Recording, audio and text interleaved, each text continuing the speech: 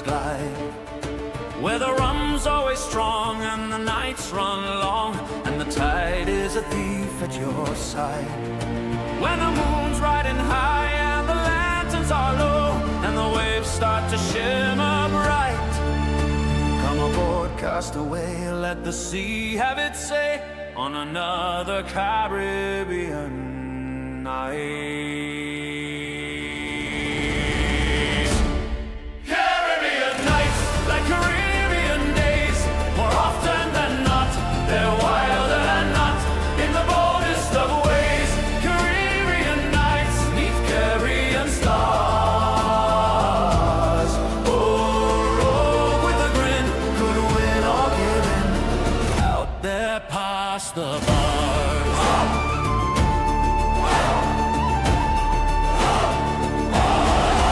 Oh, the drums on the shore keep a whispering lore of the captains who never came home, and the gulls overhead cry of treasure and dread, where the reefs hide a kingdom of bone.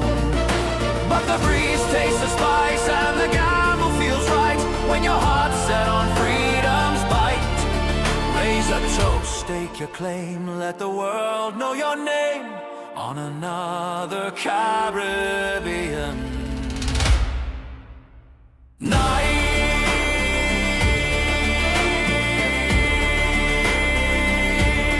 Caribbean nights.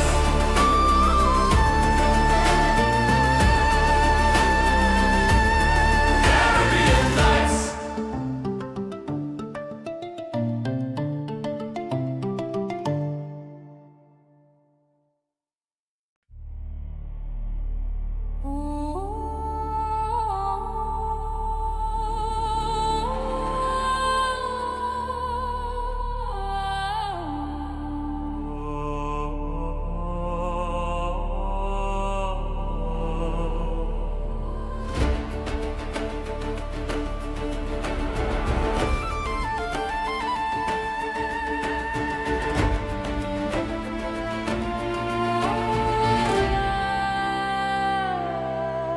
Oh, I sail from a cove where the warm trade winds blow and the silver blue dolphins glide, where the rum's always strong and the nights run long, and the tide is a thief at your side. When the moon's riding high and the lanterns are low, and the waves start to shimmer bright, come aboard, cast away, let the sea have its say on another Caribbean night. Caribbean nights, like Caribbean days, more often than not, they're wilder than not, in the boldest of ways. Caribbean nights, neath Caribbean stars. Oh, rogue with a grin, could win or give in, out there past the bars.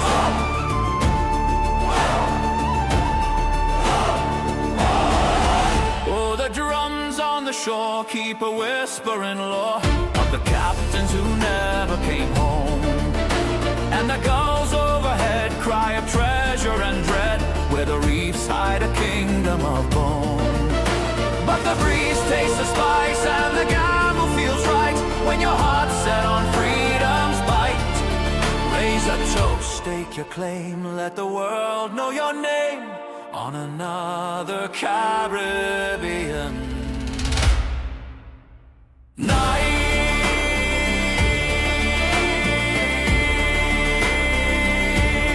Caribbean nights.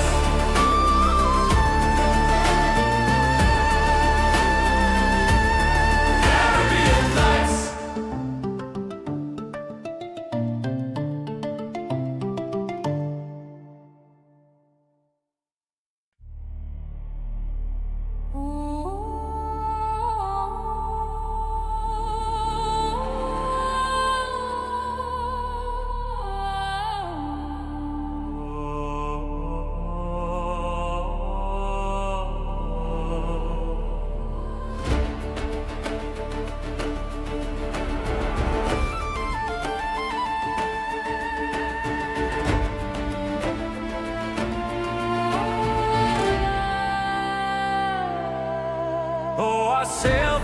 cove where the warm trade winds blow and the silver blue dolphins glide, where the rum's always strong and the nights run long and the tide is a thief at your side.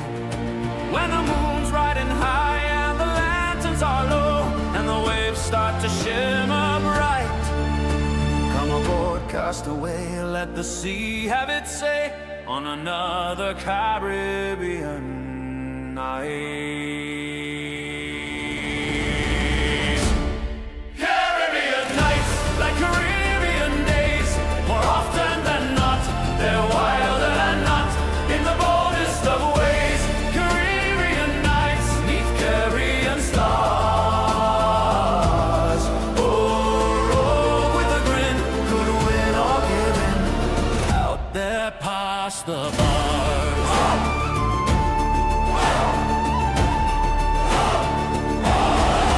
Oh, the drums on the shore keep a whispering lore of the captains who never came home, and the gulls overhead cry of treasure and dread, where the reefs hide a kingdom of bone. But the breeze tastes the spice and the gamble feels right when your heart's set on freedom's bite.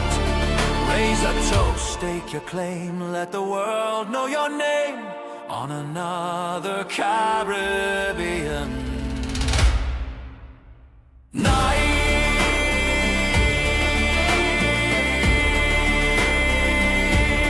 Caribbean nights.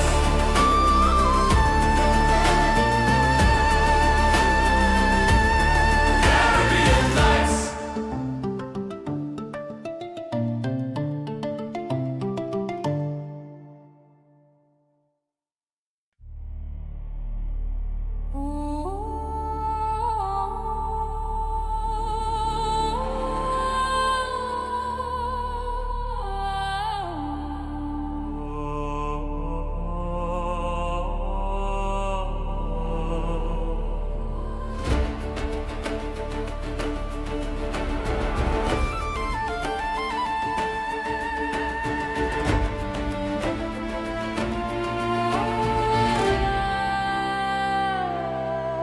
Oh, I sail from a cove where the warm trade winds blow and the silver blue dolphins glide, where the rum's always strong and the nights run long and the tide is a thief at your side.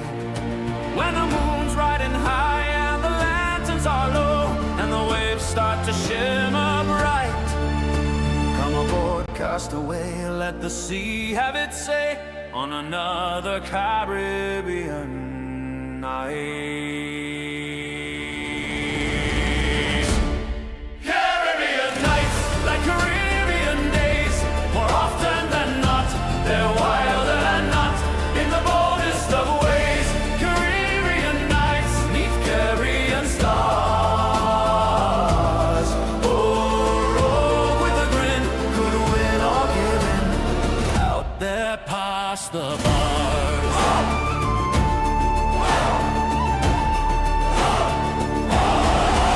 Oh, the drums on the shore keep a whispering lore of the captains who never came home, and the gulls overhead cry of treasure and dread, where the reefs hide a kingdom of bone. But the breeze tastes the spice and the gamble feels right when your heart's set on freedom's bite. Raise a toast, stake your claim, let the world know your name on another Caribbean night.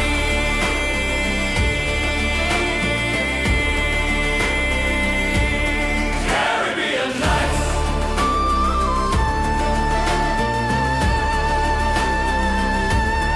Caribbean nights.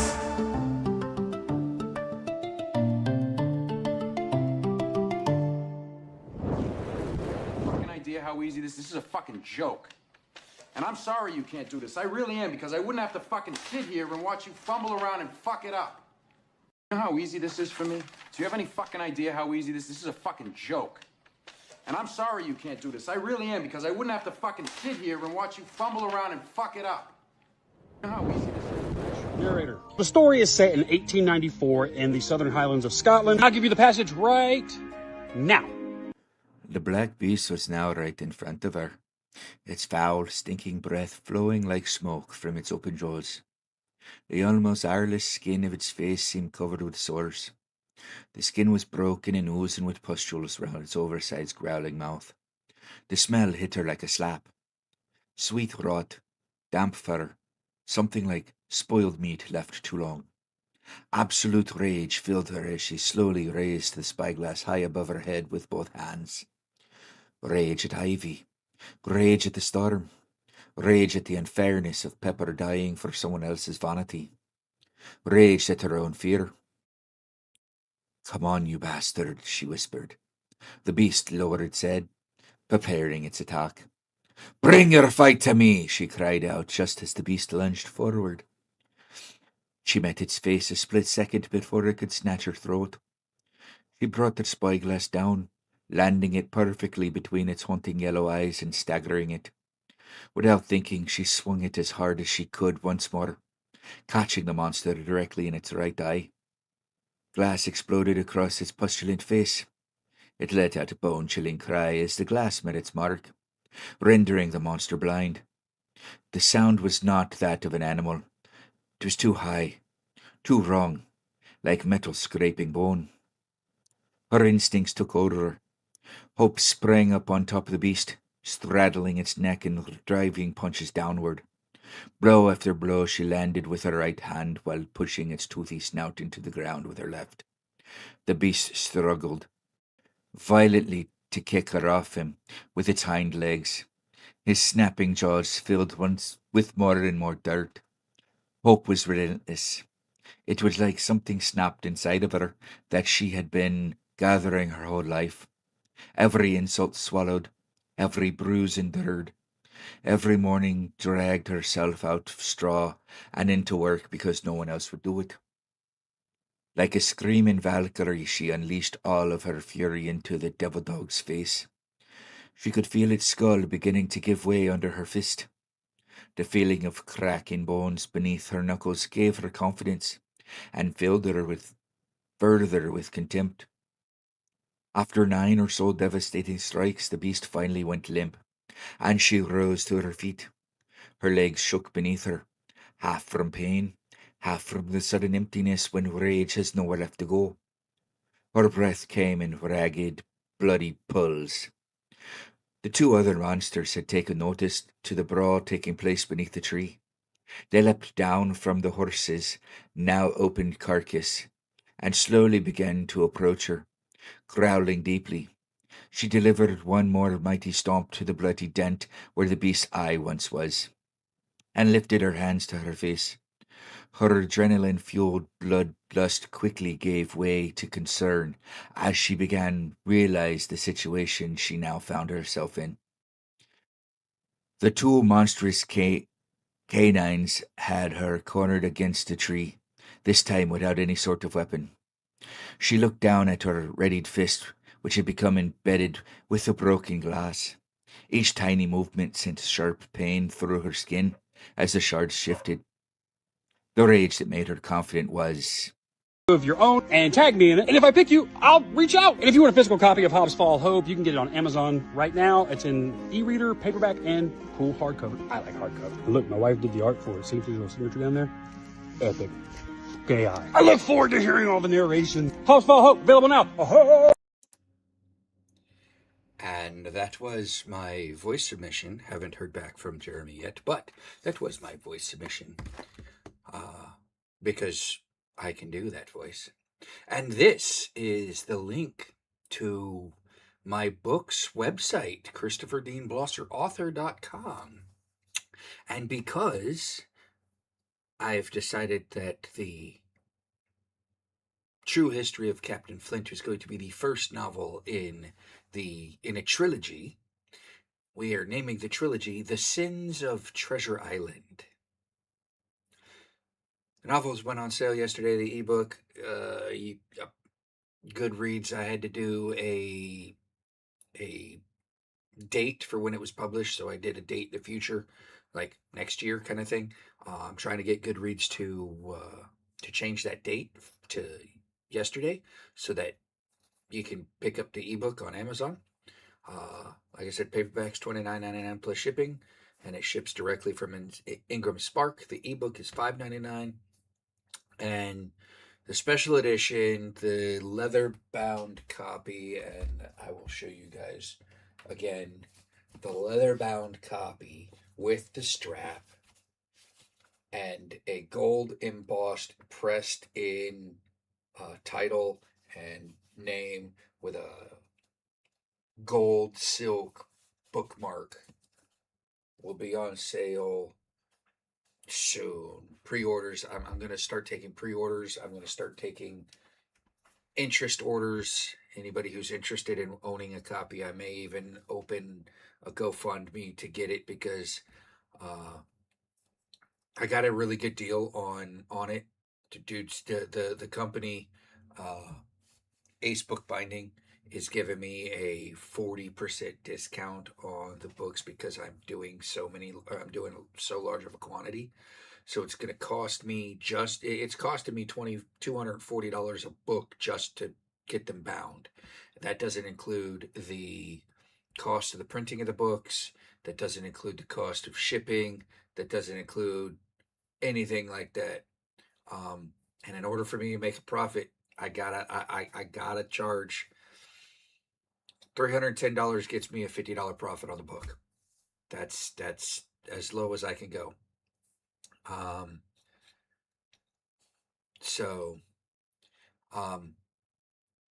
Yeah, I see Puffy Cheetos already ordered a paperback. Woot woot. I won't get paid for that paperback until November. So any orders that get placed today or in July, I don't see any money for it till November. So yay. But thank you, Puffy Cheeto, for supporting the book. I did order another 10 copies, so I'm going to go live soon. Well, as soon as I get my copies in, and I'm going to promote them on my TikTok. Maybe I'll promote them here one day, but for now, it's just going to be, just word of mouth, guys.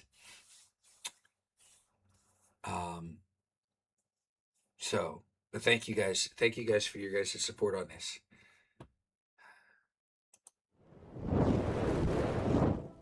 And we're live from the pirate deck. Well, from the pirate captain's lounge. I don't have a special edition hardback or a hardcover yet, or a hardback yet. Kevin, I don't have one yet. It's coming, but I don't have it yet. But we're live. Welcome in, everybody. Welcome in. This is Rogue Bard Advice. Bard Advice gone rogue. And we are a D&D, TTRPG, archaeology, anthropology, sports, and everything nerdcast. We talk about everything. Welcome in, Yokai. Welcome in, Otorius, Puffy Cheeto's brother, Jim, Kirk, all the regulars.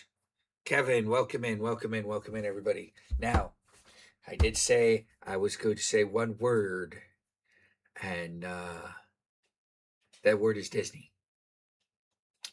So yes, whoever guessed Aladdin and Arabian Nights, that is the bass tune. That is the bass theme that I used for Sono to make that song, make the opening song. So, and I think it fits. It fits what we do here.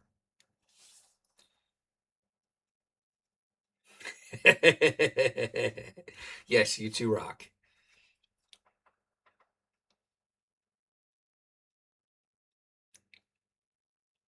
Yes, it basically, it's Aladdin, Arabian Nights smashed with Pirates of the Caribbean. Yeah, exactly.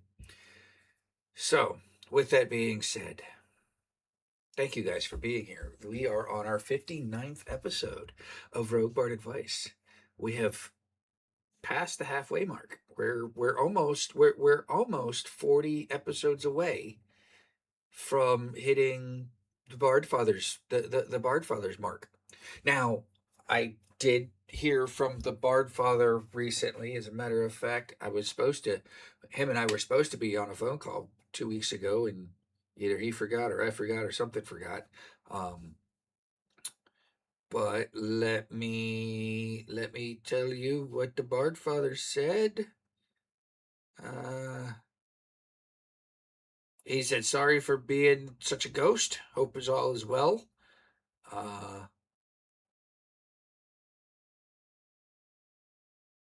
He sent me a post from Britannica's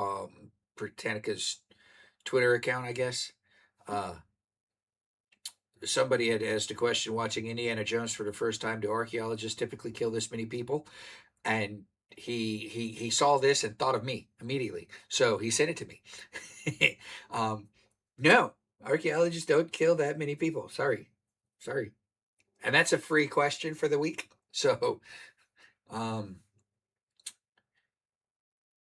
he was dealing, and this was I'm sorry, it was nearly a month ago. It was like 3 weeks ago. He was dealing with the AC guy that weekend. So yeah. So maybe I'll reach out to him this weekend and see what he's got going on. He's been busy, like I said, Buffy Cheeto. He's been busy. He's moved into the new house. His father-in-law's old place or whatnot, the farm. Yeah, they've been really, really, really racking, trying to get the Florida Man RPG out, or at least out to kickstart. So, but other than that, I will let everybody know that you guys are asking about him. We need to find out if anybody has heard anything from Ron and Ruby lately. Ron and Ruby are still in our thoughts because yeah, I don't know what's going on with Ron and Ruby. Well, with that being said, we have 3 questions for this evening, and most of it's plug. Well, not most of the questions, but most of the night we me plug in my novel. So, yeah, I reached out. I reached out to Puffy, and I didn't get anything back either. So, we'll see. We will see.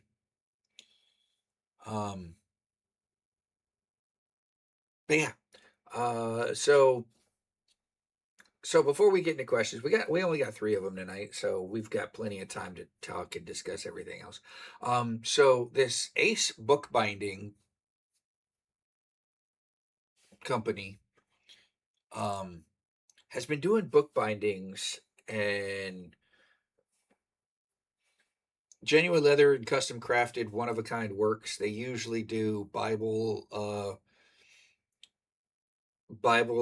recoverings and rebindings. They do old book rebinding and restorations, preservation work. They do hardback binding, dissertations, thesis, genealogy, law journals, magazines, softback to hardback conversions, periodicals, and document binding. They do custom genuine leather binding, embossing, and logo stamping. They've been doing it for 3 generations. Nathan, the guy I spoke with 2 days ago, started working for his father, who started working for his grandfather. His grandfather started the business back in like 46 or 50 something or something. Long time ago. Well, long time ago for us, almost like 25 years would be 100 years. Can you believe that? Can you believe that? Like, we're at 26. In 24 years, 1950 will be 100 years ago. That's crazy. 24 years. In 24 years, 1950 will be 100 years old. Wow. Wow. Anyway, they've been bookbinding for 3 generations. Nathan's dad started working for his dad in 1976, and Nathan started with the company bookbinding in 1991. So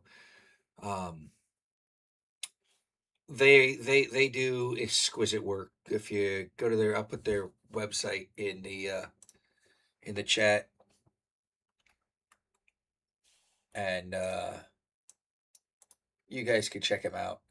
They're extremely, from what I saw, they're extremely good. And they're the only ones. I called up one place before I called up Ace Binding, or Ace Bookbinding. I called up this other place, and they had no idea. They had no idea what limp leather binding was. They like, we only do hardcover leather bindings. I'm like, wow.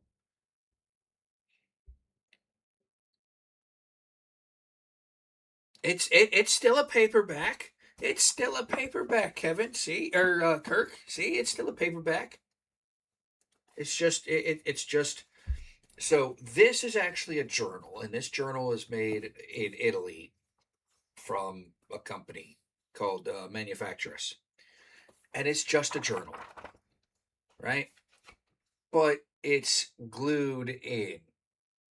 So they glue this page on, and then they glue the front page on, and everything else. What Ace Bookbinding's going to be doing is they're actually going to be stitching my novel into the leather. So it's high quality, high custom. They're gonna have a leather strap here and everything. I mean, it's gonna be amazeballs. Well, I'll need your assistance with that, Puffy, because like I said, I gotta have for the first 25. I gotta have a minimum order of 25 to run the first batch. It's gonna run. There's gonna be 1,000 books being done like this, but he wants to run the first. He wants to run one first and just get my opinion on it and see how I like it and everything else. But like I said, it's going to cost me upfront $240 a novel, and for the first 10, it's $2,400. For 25, it's going to be $6,000 just in the bindings alone. Now I have the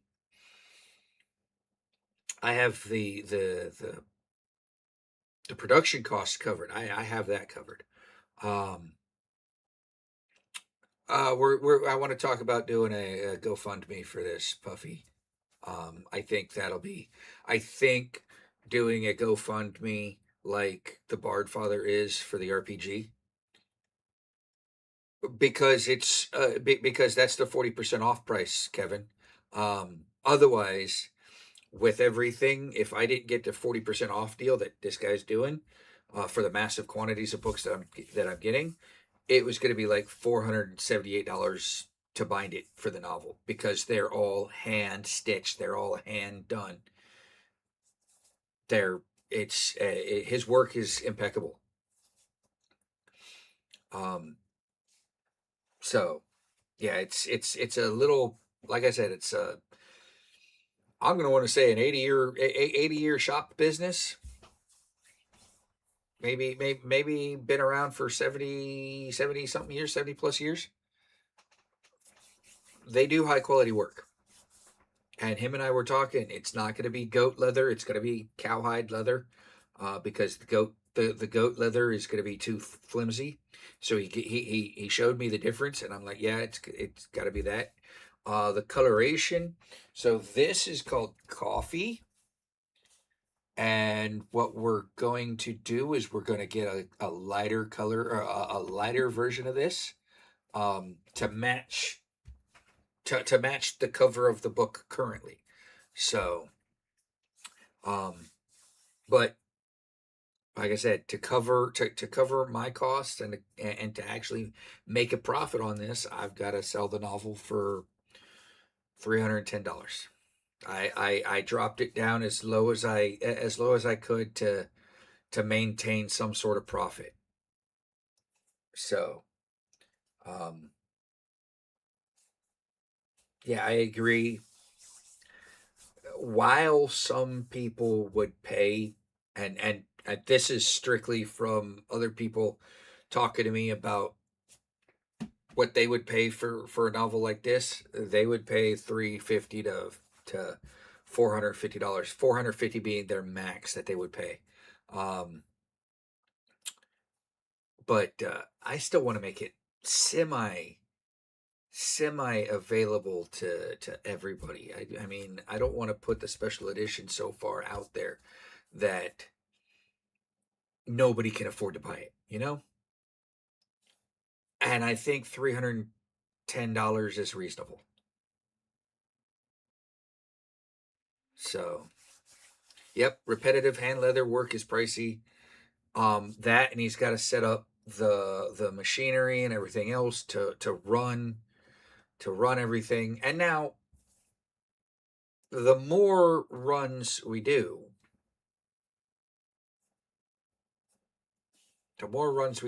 the better the novels will turn out.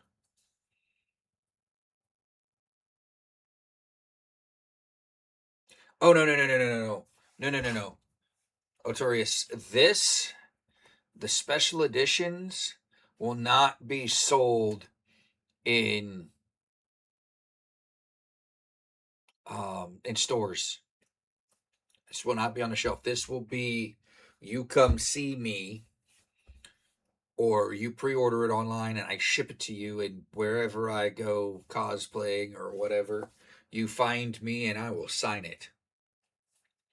So, I don't know. I wouldn't even begin to know how to sell that on Amazon, sell the special edition on Amazon or anywhere else. That's going to have to be a in-person kind of deal. So, what is this? P2 quickly, P3, P4.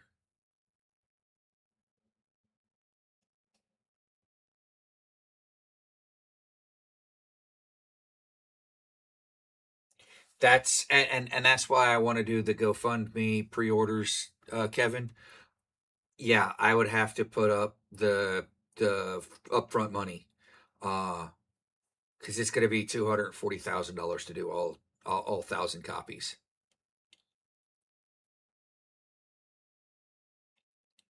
So, well, Puffy Cheeto, if you order directly through me, because this won't ship to you, because the binder is in Oklahoma. You order the novel through me, I will send it to the binder, and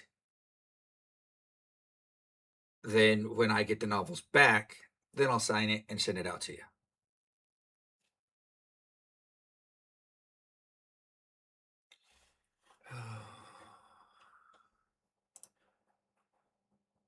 I don't have anything from you, Otorius. There's Speezy Poet. Last thing I got from you is 1/30/2026.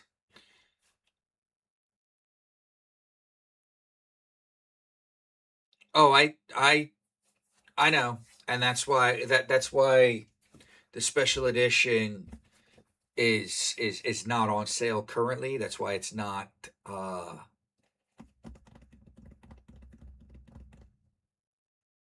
That's why it's not. That's why it's gonna wait. That's why the special edition is gonna wait. Because I don't know how well the book is gonna sell. I can judge based on everybody's reaction to my book and based on the feedback I'm getting from my ARCs. I know how the paperbacks are gonna sell. I don't know how these are gonna sell. So that's why I was thinking about doing a GoFundMe to fund the binding, and everybody who contributes to the GoFundMe is automatically going to get a book. While that book may take 3 to 4 months to get to somebody, it will get the book. So,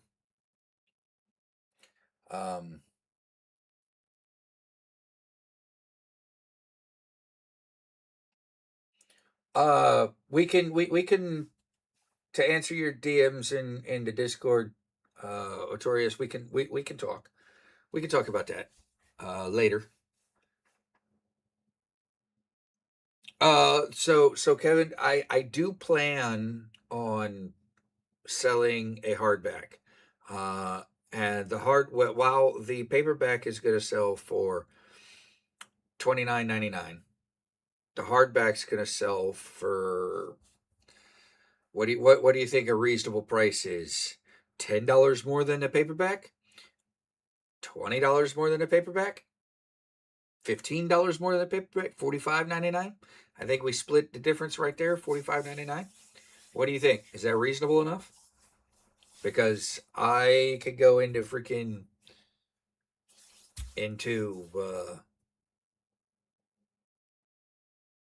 Ingram Spark and look, 40 to 50 if you want more profit. Well, right now, I will tell you this right now.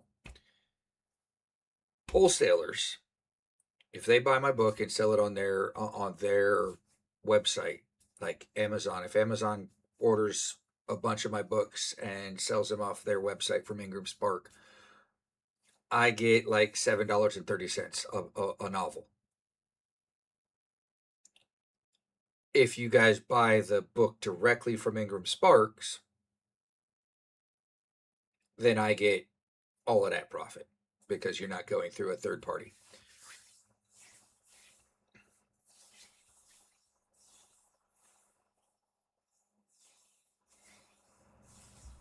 Oh, no. We'll talk about it. We'll talk about that later, Artorius.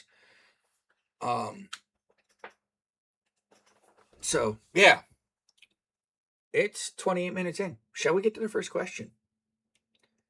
If you guys got any more questions about my book and everything else, just message me,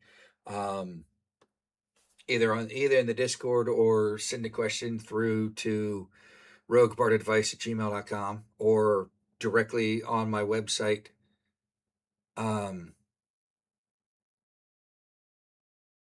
Well, Amazon currently is the only place for the ebook, even though you can't buy it yet. But it's on the Amazon. But it's pre-order on Amazon for $5.99 until July of next year. I'm still waiting for Goodreads to change that so that Amazon can reflect the new publish date. But like I said, either if you got any more questions about my novel or whatnot, either message me at roguebardadvice@gmail.com, go to the website, click to contact me, and that'll send it straight to my email, I believe. Message me on the Discord. Yay. That must be the one copy that I have sold so far. But let's get to the first question, because the first question comes from, you guessed it, Kirk. And Kirk asks, and all these questions tonight, with the exception of Puffy Cheeto's question, Kirk's questions tonight are actually D&D related. So yay. Woohoo! Have I ever played a pickup game at a game store? I admit I can't imagine it. I've always gamed with known friends. The closest I ever came to it was a game store I hung out at in the late 70s, but I had become friends with the other kids at that store long before I gamed with them at the table in the back room.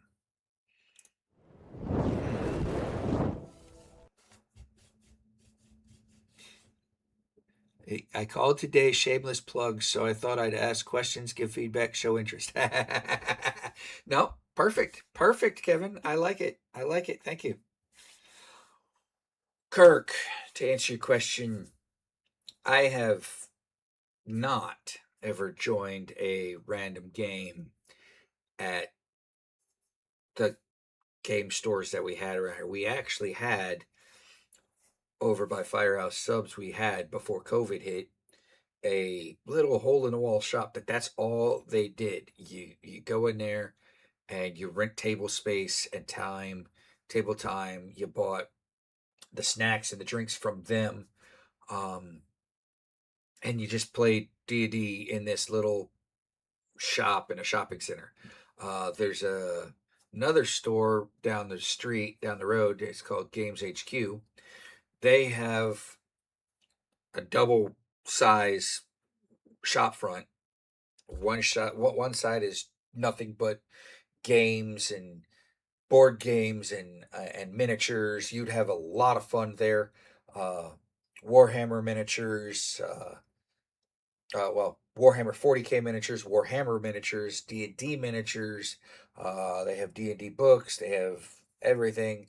The other side is the gaming side, where they have Pokemon cards. They have Magic the Gathering cards. They have Yu-Gi-Oh cards. They have they have tables set up for you to run your D&D group on. They have tables set up so you can run a full-scale military campaign for Warhammer 40K or regular Warhammer or whatever.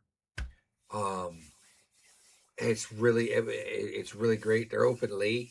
They're open to like 10, 11 o'clock at night for the gaming side. They also have drinks for sale and whatnot. And a lot of the stores that I've been in have gaming stuff like that, and I've never actually sat in on a game. One of our McDonald's over here, I walked in middle of the night one night, and there's a group ordered McDonald's, ate their McDonald's, and they took up a couple booths area of the McDonald's, and they were playing a homebrew D&D game session in the McDonald's. So that was pretty neat. But yeah, no, I haven't ever joined a random game.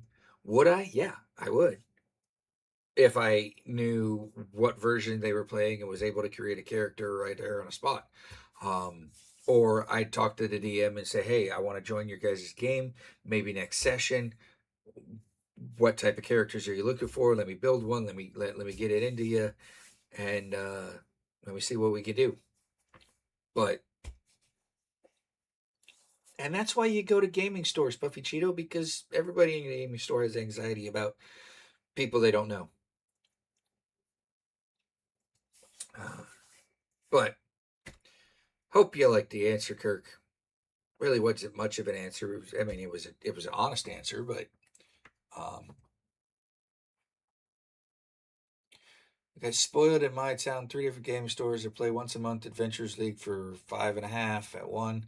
It's nice change. That's 3.5 or supposed to be 5.5? Because I don't think we were at 5.5 yet.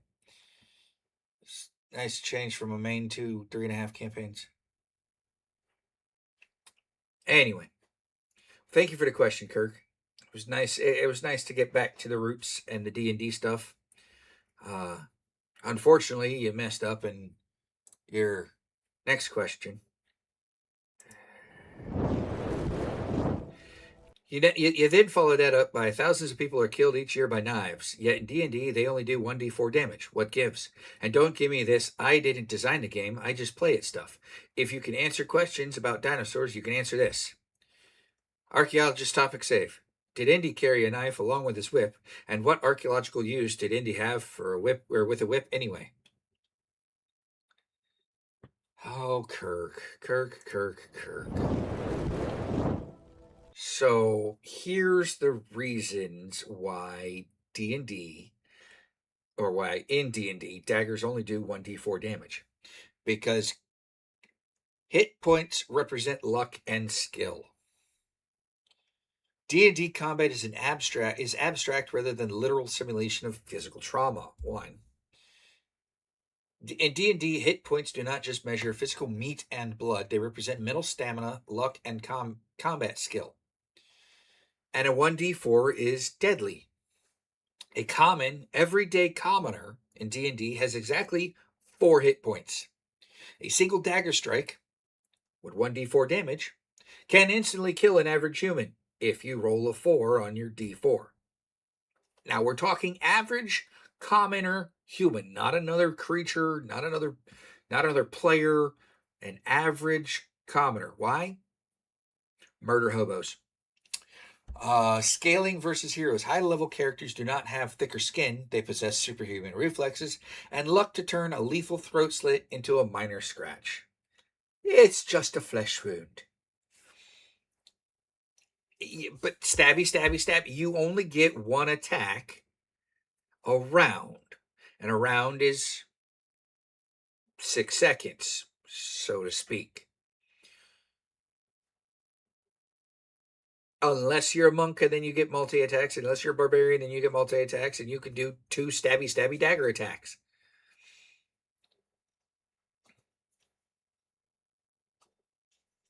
Man, so stat block on regular citizens, and then keeping animals away from stats. But I agree, Pirate is about to express this better. But I guarantee I'm not really. That's how it is. It's just a dagger is 1d4 damage. Roll the dice. You get 1 damage. Stab. Now, what they don't tell you is you could still die from that 1d4 damage. Because a lot of people think that you just stab somebody and that's the end of the damage. Well, okay, that's fine.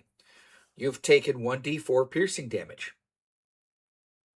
But if that individual doesn't heal, he's bleeding out. So what is the stat for bleed out damage per minute? Now remember, a round is 6 seconds. So your turn, your round is 6 seconds. You got a party of 5. 6, 8, or 6, 12, 18, 24, 36 seconds. That's half a minute. So 2 rounds a minute. How much blood is he losing? Oh, you're dying. Yeah, and you're just going to keep bleeding. Yep, I'm telling you that. Well, Kirk, you almost got killed by a house cat with an infected bite. That sounds like IRL damage. Really, it does. Really, it does. So, yeah, 30 seconds, half a minute. Now, on to your second half of the question. Indiana Jones did carry a knife. It was a pocket knife. Though he rarely featured it as a private weapon because it was small. It was a pocket knife. You have a better chance of keeping the stabby thing in you and running away so they can't take it back. Yeah. Yeah. The knife is in your aorta. Remove it, you will die. Isn't that what John Wick said to Common in John Wick 3?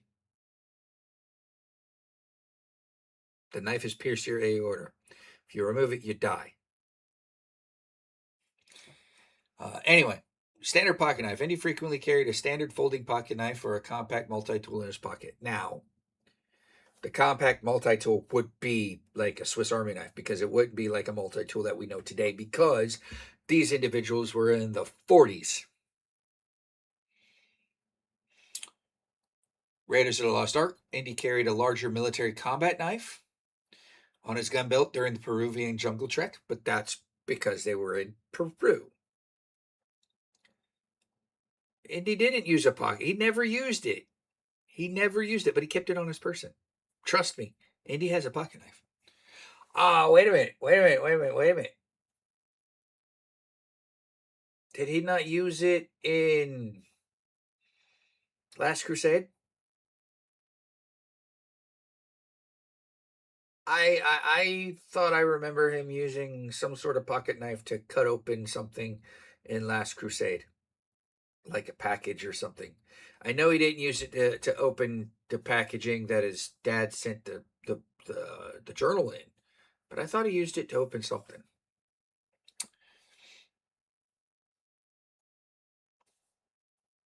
He had the big he had the big trench knife in Raiders of the Lost Ark.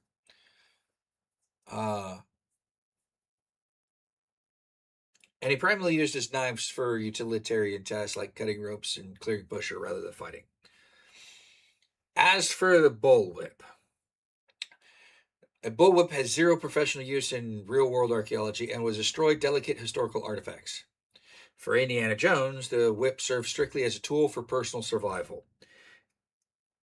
And he acquired that after he fell into the circus freaking train, into the lion's section of the circus train, which is how he got the scar on his lip, which actually they wrote that scar in on River Phoenix in Lost Ark or Last Crusade, because Harrison Ford growing up was in a car accident or a motorcycle accident or something, and he got a scar on his chin. And to kind of match it up with young River Phoenix turning into older Indiana Jones, older Henry Jones Jr., they wanted to add in that scar. So it would match the close-up shots of Indy, so people weren't wondering, well, how did Indy get that scar? No, they showed you exactly how Indy got that scar. Though the real history on that is he was just in a car accident and he got cut on the chin.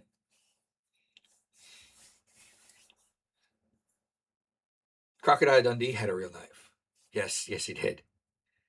Do I consider the Sheffield hatchet head multi-tool patented in the 50s era relative? If not, if I'm not in the right area, please tell me. Okay, so Raiders of the Lost Ark took place in 36. Temple of Doom took place in 30. No. Temple of Doom took place in 36. Raiders of the Lost Ark took place in 40 or 38, 40 something. And Last Crusade took place in 42 or something like that. So the Sheffield hatchet head multi-tool wouldn't have come about to Indy until Crystal Skull. And we don't talk about Crystal Skull. I liked Crystal Skull, but most people think Crystal Skull was a cash grab. So because that took place in the late 50s, early 60s. And then of course, the Dial of Destiny took place in the mid 70s, early 80s. So while I would consider the Sheffield hatchet head multi-tool to be relative for Crystal Skull, it is not relative to the first three movies. So,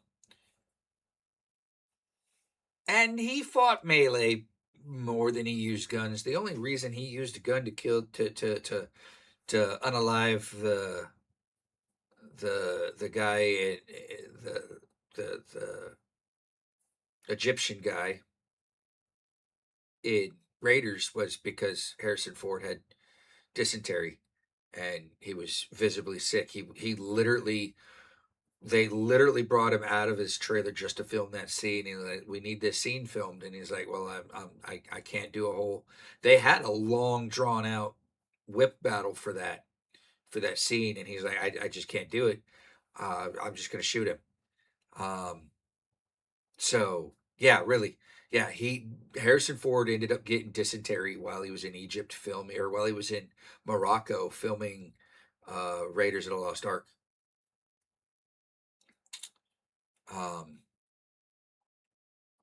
He got over it. I mean, because they had medication for it. I mean, but yeah, he was not. That's why you see him visibly sweating and sweating through his shirt. It's not because it was hot. It was because he was running a fever. He was literally crapping his guts out. You want to know anything about movies? I can go deep on some movies. But yeah, so great questions, Kirk. Great questions. You always give me great questions, even though you try to make them fun and everything, and I'm trying to give you fun answers. Yeah, no, great question. Love it. Unfortunately, we got to move on. And Puffy Cheeto asked in the Discord. She didn't email me. She Discord messaged me. She asks. No, that was from. Did I not put her question in here? I thought I put her question in here. I did not put Puffy Cheeto's question in here. So you know what? We'll just go to here. Because her question was, what were my thoughts on the upcoming MCU Avengers Doomsday movie? She believes that we are going to be left with a lot more questions and no real answers. Well, Puffy Cheeto, you have to remember who you're talking about. You're talking about the Marvel Universe. You're talking about Disney. I'm sorry, Puffy Cheeto. I'm answering your question now. I'm sorry, though. Please forgive me. I was doing other things, and I forgot to put your question on a slide. That's it. I have your answer, though. I really do.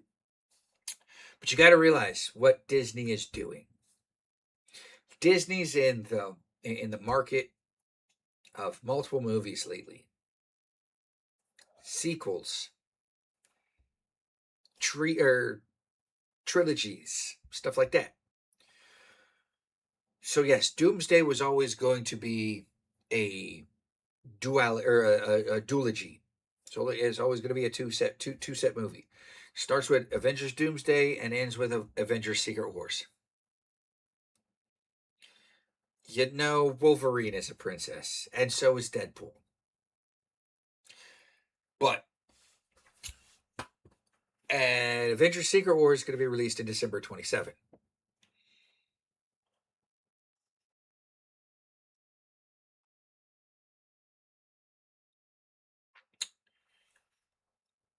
Well, that's the multiverse collision. According to the official Disney synopsis update, the plot places the heroes from at least 3 distinct universes: Earth 616, the Fantastic Four's universe, which was the 1960s Fantastic Four that we just had, and the Fox X-Men universe.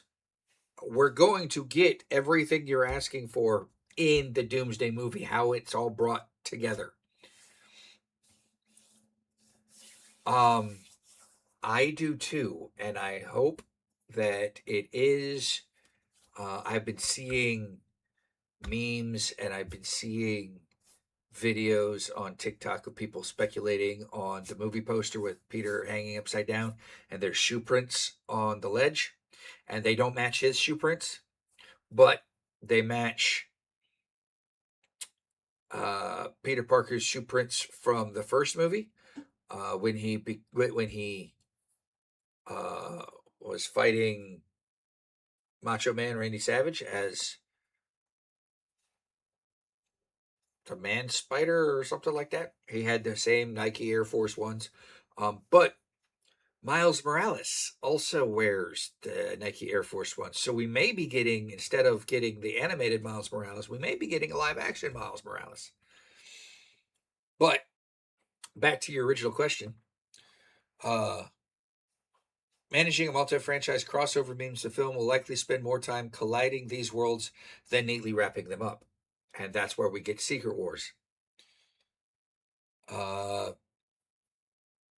Unclear character motives. The core source of mystery is Robert Downey Jr.'s return as Victor Von Doom. Why? Whether he's a dark variant of Tony Stark or an entirely separate entity utilizing a familiar face remains a heavily guarded secret that may not be fully parsed out until deep into the narrative arc. Now, unfortunately, I believe, and this is what I believe, they had Avengers Doomsday planned years ago.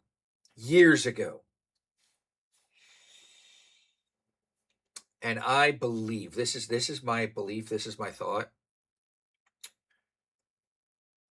Julie McMahon did so well as Victor Von Doom and Doomsday in the first set of Fantastic Four movies that we had back in the early 2000s. I believe they wrote that part for him. I don't believe that they expected him to pass away suddenly a couple years ago, last year. I believe that's the only reason Robert Downey Jr. came back to be Doomsday, is because they couldn't get Julian McMahon to come back because he's not alive anymore. They've never done justice to Dr. Doom. Julian McMahon did justice to Dr. Doom. I'm sorry. I liked Julian McMahon's Dr. Doom. Loved it.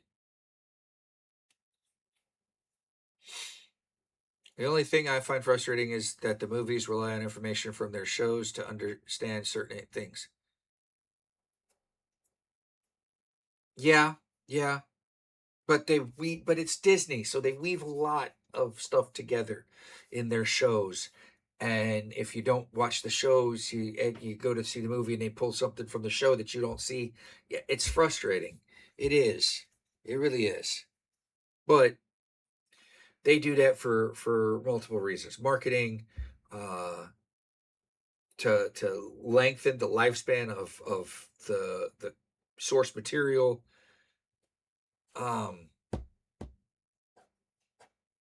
It's so many things. You know, Kevin, if the writing sucks, then regardless if the actor does a good job or not, you're absolutely right. Which is why the Ryan Reynolds Green Lantern bombed. It wasn't because Ryan Reynolds was a terrible Green Lantern.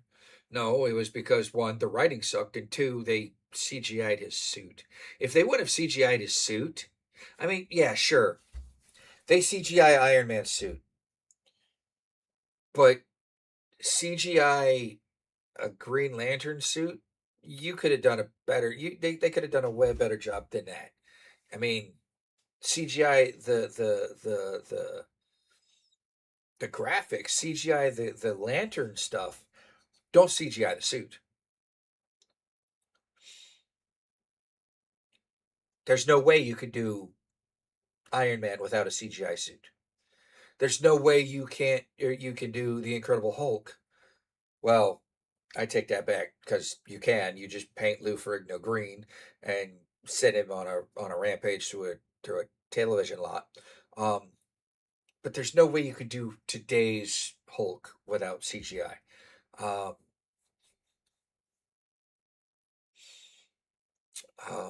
What else? I mean, they didn't CGI the suits for Fantastic Four. Why can't we get another we get another Hal Jordan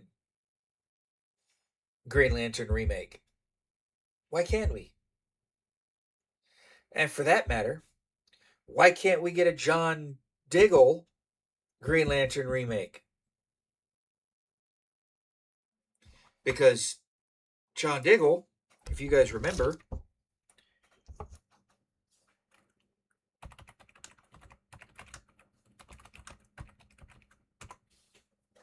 was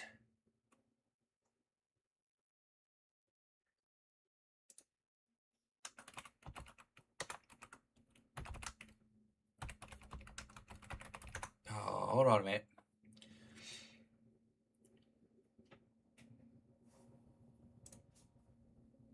He in one of the final episodes of Arrow, he gets the Green Lantern ring, right?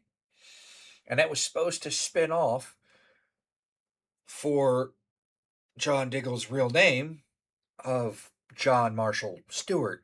So why can't we get a John Stewart Green Lantern movie with David Ramsey playing Jon Stewart. For that matter, bring back Ryan. Well, I don't know if we could bring back Ryan Reynolds to do Green Lantern, to do Hal Jordan. Maybe that's something we do. We do a future episode. Casting a new Green Lantern movie. Who would we cast as Hal Jordan? Who would we cast as Jon Stewart? Who would we cast as Guy Gardner? I mean, like, go full on out. Let's see this. Let's you guys send me an email who you guys would cast in these roles. Ryan Reynolds doesn't have Green Lantern PTSD. Ryan Reynolds absolutely has Deadpool PTSD.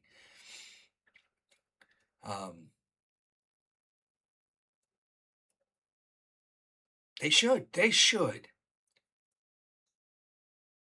Oh wait, Nathan Fillion was Guy Gardner, right?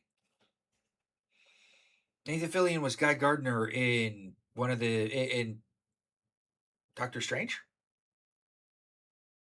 Or no, was he Guy Gardner? He was Guy Gardner in oh, what was that? He was Guy Gardner in in John Cena's HBO TV series. Peacemaker. He was Guy Gardner in Peacemaker. I liked it. I just didn't like his bowl cut haircut. But he was only in one scene, so I mean, give Nathan Fillion some credit, but he's got the rookie going on now, and I don't know that Nathan Fillion. On top of that, he just doesn't have the rookie. He's also fixing to do the animated Serenity series, or the animated Firefly series. So I don't think that Nathan Fillion would be best for that. But like I said, we can discuss all that later. But Puffy Cheeto, I hope you got an answer there somewhere. I know we got a little off topic about talking about other things, but I do believe that because it's a duality or a duology, that it's going to end on a cliffhanger. It's going to end like Infinity War, leading up to Endgame. But I do believe that by the end of Secret Wars, everything is going to tie together and come up, because they've still got more movies coming.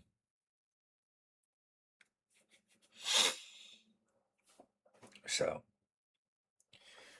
with that being said, everybody, it's now time to introduce our round of 16. This is everybody that we have progressed to the round of 16. We have Angus MacGyver, Han Solo, Speed Racer, Rick O'Connell, Flash Gordon, Neo, Bruce Lee, James T. Kirk, Ash Williams, Sarah Connor, Riddick, Laura Croft, Jason Bourne, James Bond, John Wick, and Michael Knight. No, Kirk, you haven't voted, and you know why? Because there was nothing to vote on this week. Why? Because we haven't chosen who is going to go first. Who in this round of 16 is going to battle each other first.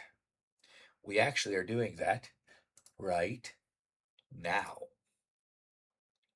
because I wanted you guys to be here for it. I wanted you guys to take part in it, because you guys like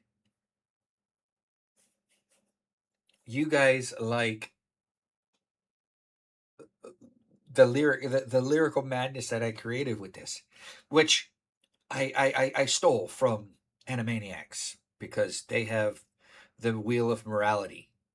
Turn, turn, turn. Tell us the lesson that we should learn, right? But And Kevin, sure, Bruce Lee needs to fight for Chuck so long as he doesn't go against Flash Gordon. Because if he goes up against Flash Gordon, he doesn't have a backing track. He doesn't have Queen as a backing track. So now in the chat, I want you to tell me: do we do 2 matches? Do we do 4 matches? We got 8 groups. I'm gonna spin the wheel, Puffy Cheeto, but I need to know how many times I'm gonna spin the wheel. We're gonna spin it 2 times. We're gonna spin it 4 times. We're gonna spin it 1 time and do 16 weeks of this, or do we want to get it over and get to the semifinals or to the quarterfinals? Puffy Cheeto votes for 4 matches. Kevin votes just 1. So it's 4-1. Come on, everybody. Vote in the chat.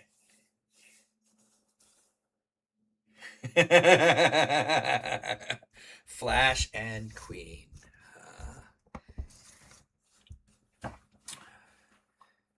Jim says 2. Kirk says 1. Okay, so Puffy Cheeto says 2. She amends to 2. So it's now 2 all. 2 votes for 2, 2 votes for 1.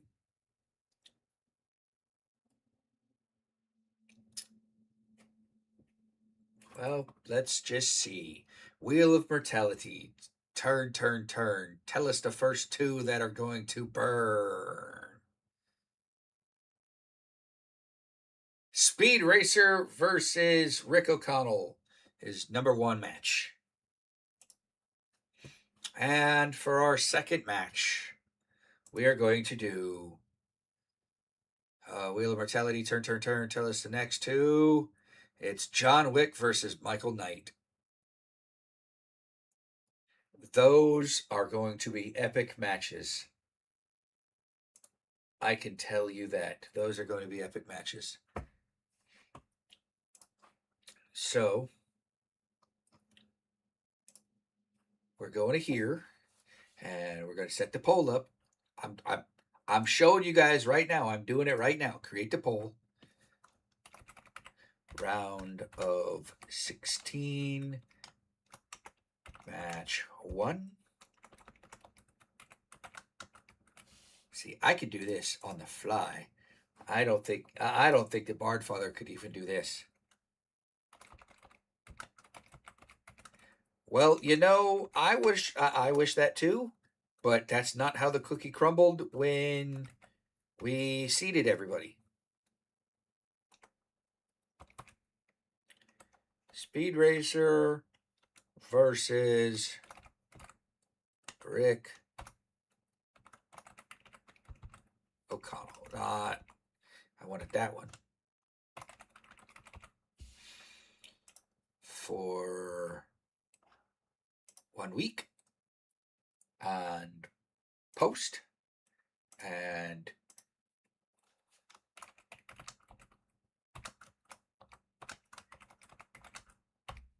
match 2 is I'm not anti-Bard for the blasphemy. I'm just saying I don't think he could flip something on the fly like that. I mean, he probably could. I don't ever remember him doing it. And we have John Wick.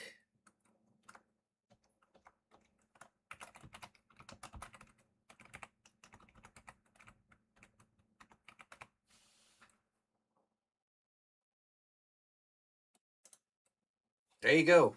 Everything's live in the Discord.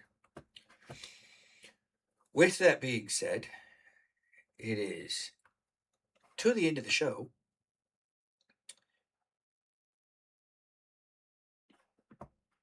And we still have to talk about the good things of the week. My good things of the week is I am now at 100% on my calls for the World Cup, because I have so far called France to beat Morocco, and I knew going in Spain was going to beat Belgium. I said that before the World Cup even started. I'm like, Belgium and Spain are going to go here to the final 16, and Spain's going to win. And guess what? Spain beat Belgium today, 2-1.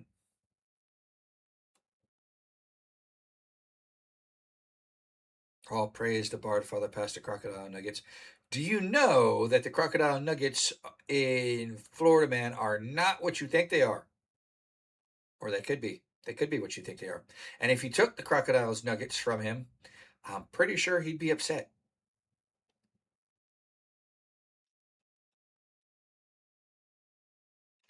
Oh, I could. I was rooting for Belgium in that match. I was rooting for Belgium so hard in that match.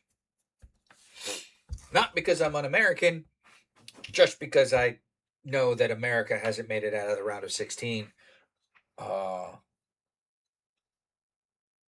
ever. Maybe once, but they never made it out of the round of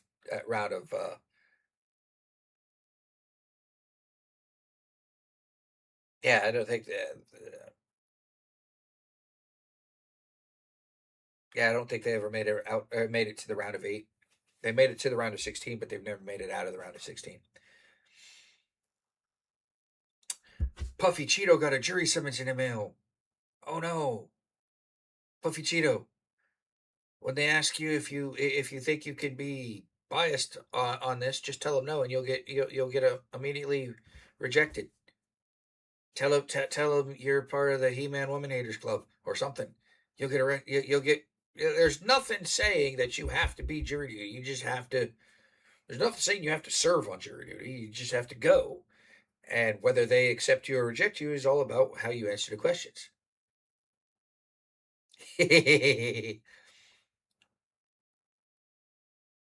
You know what? Oh, I got you, Puffy Cheeto. I got you. They can't require you to give paperwork stating whether or not one of your dogs is an emotional support animal or a service dog. They have to wear the service bed, but an emotional support animal, they're not allowed to ask you to show paperwork for their emotional support animal. So if you bring one of your dogs to court and say it's your emotional support animal, he has to be with you 24 hours, or he has to be with you at all time. They're not going to let a dog sit on the jury.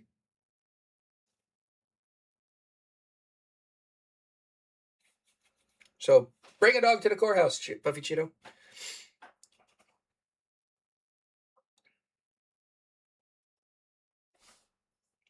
Although you do get paid for jury duty.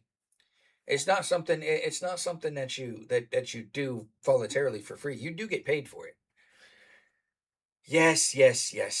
I gave a Little Rascals reference there. Hey, that's no way to talk about your daughter.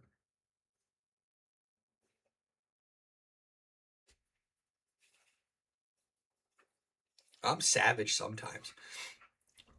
30 whole buckaroos? Is that $30 a day or $30 for the whole schmoly?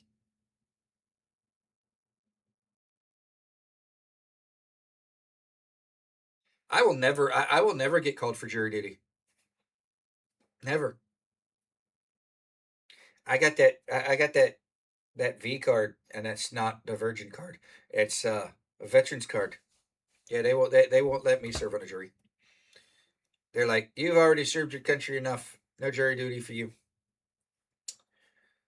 So 30 for day 1, 57 every day if you're chosen. That's not a bad deal, honestly. If it's a murder trial, it could go on for 3 to 6 months.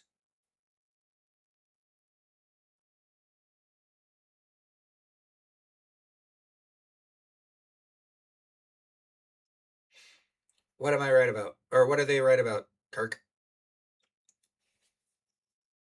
Also, good thing for the week. Last weekend, I posted it in the Discord. I finally got my new entertainment center up. And I got the record album, or the record album collection up, and I got everything decorated, and I got a new record player so I could play the record albums. Oh, yeah. I'm way too busy with work to be chosen. They would want me to come home and work at night. Not if you get sequestered. If you get sequestered in a murder trial, if you get sequestered in a hotel, they put you up for the hotel, they pay for your meals, and you don't have to go to work. Which sometimes could be a good thing if you're stressed at work and you don't want to go to work. Or if going to work would lead you back to the courthouse where you're already serving jury duty, but instead of serving jury duty in that courthouse, it would be you're a defendant. So, also, I don't know that I showed everybody this. I showed everybody in the Discord the picture. But, you know what? Let's do this because I can't clear it. But I can do it here. Let's do... Turn that off. And then we do this. And let's go to live. Let's go to the live scene. That way it could be bigger. And I got my laptop. And everything is preloaded. Everything transferred over from the desktop to the laptop. So I could be actually running the stream on the laptop when I deploy, so I don't have to take the big boxy brick thing with me anymore. Yes, shiny. It's actually faster than my my desktop. It's got 64 gig of RAM instead of 32 gig of RAM. It's got a faster processor. It's got the Ryzen 9 processor instead of the Ryzen 5 7600. It's an 18-inch screen. Yeah, and everything transferred over. The only thing that I have to do is the background here, or not the background, but the frame here, and let's go to question 1. And the background page or the frame here, I just have to add those back into Streamlabs on the desktop or on the laptop, and I could be running this from wherever. Sorry, I had to sneeze. So, yeah. So we're rocking and rolling, everybody. We are rocking and rolling. On the beach, I'm strolling. And the seagulls. I'm not going to finish it. A cat issue. I think that's code. I think that's code for Kirk needs to go back to the Mirrorverse. Anyway. Well, everybody. It is the end of the stream time. Kirk's minis are rebelling and marching on the keyboard. You know, hold on a minute. I said my good thing of the week. And we had Puffy Cheeto's good thing of the week. Well, her meh thing of the week. But we haven't talked about Jim or Kirk's good thing of the week or Kevin's good things of the week. And I'm fixing here to end the stream. And now, I do want to say this. Jim's been having Jim, I know you have been having a terrible couple weeks with everything, and sorry things couldn't work out with the other dog. But I'm pretty sure you'll find a dog that will work out with your current dogs.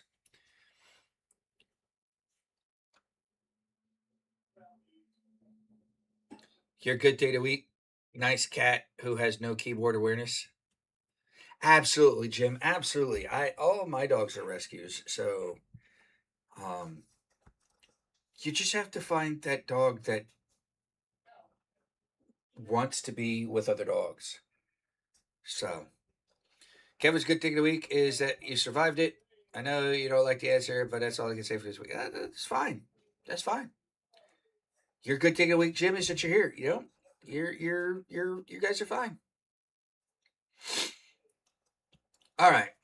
With that being said,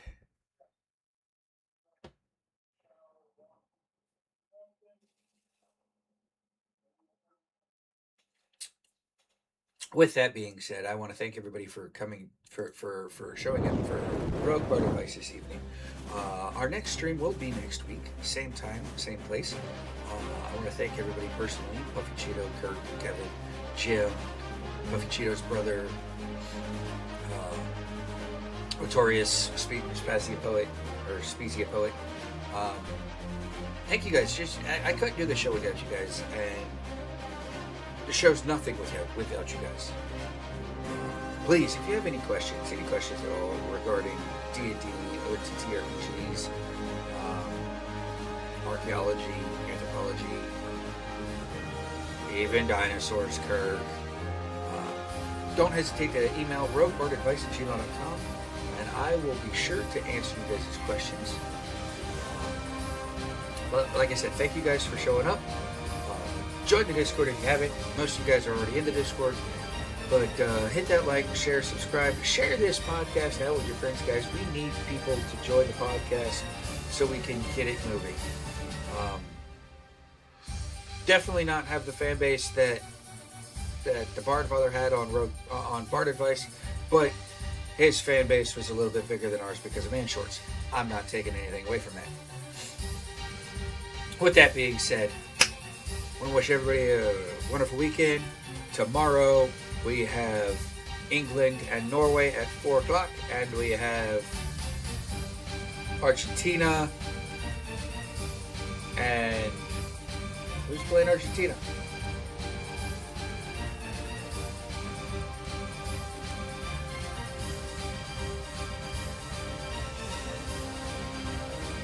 Oh, it's Switzerland. Argentina and Switzerland tomorrow at 8 p.m. I'm calling it now. I want, as much as I think Norway should go because of Holland. I like Holland. I think it's going to be England and Argentina over Switzerland, and then Argentina over England, and Spain over France, and it's going to be Spain and Argentina for the World Cup, for the FIFA World Cup final. That's my predictions. With that, I am your host, the Pirate Archaeologist, the Pirate Thief Archaeologist, the Rogue Thief Pirate Archaeologist, Captain Bartholomew Bomus McCoy, or simply Chris, signing off. Have a great weekend.